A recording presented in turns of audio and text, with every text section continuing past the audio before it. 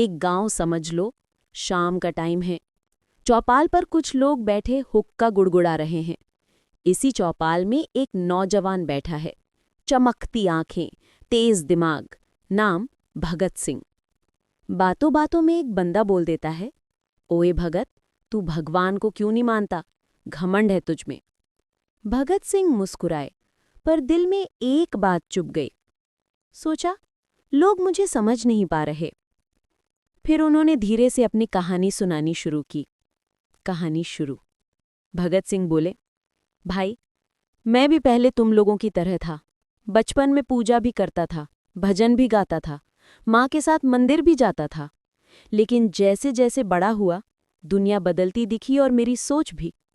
उन्होंने कहा, एक दिन मुझे ख्याल आया कि अगर ऊपर कोई भगवान है तो दुनिया में इतना दुख क्यों है?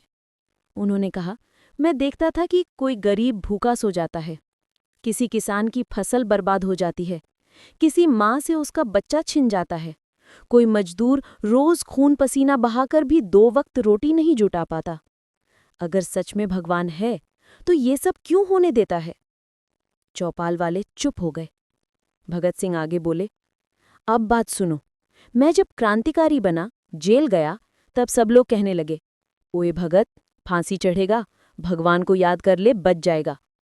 मैंने सोचा, अगर मौत से डर कर भगवान मान लूं तो ये तो सौदा हुआ ना। डर से किया विश्वास, विश्वास नहीं होता।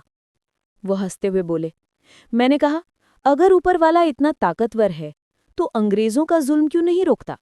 मासूमों की चीखें क्यों नहीं सुनता? गुलामी क्यों नहीं मिटाता? सारे लोग ध्यान से सुन रहे थे।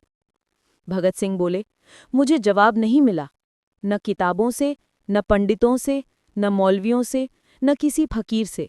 सब कहते भगवान की लीला है, लेकिन मेरा दिल ये नहीं मानता था। उन्होंने कहा, फिर मैंने सोचा कि अगर इंसान खुद मेहनत कर सकता है, लड़ सकता है, दुनिया बदल सकता है, तो वो ऊपर वाले का इंतजार क्यों करे? भगत सिंह की आंखों में चमक आ गई। मैंने नास्तिक बनने का फैसला डर से नहीं, घमंड से नहीं, बल्कि सच को देखकर किया। अगर ईश्वर होता और न्यायप्रिय होता तो वो अत्याचार, भूख, गरीबी, जुल्म सब खत्म कर देता।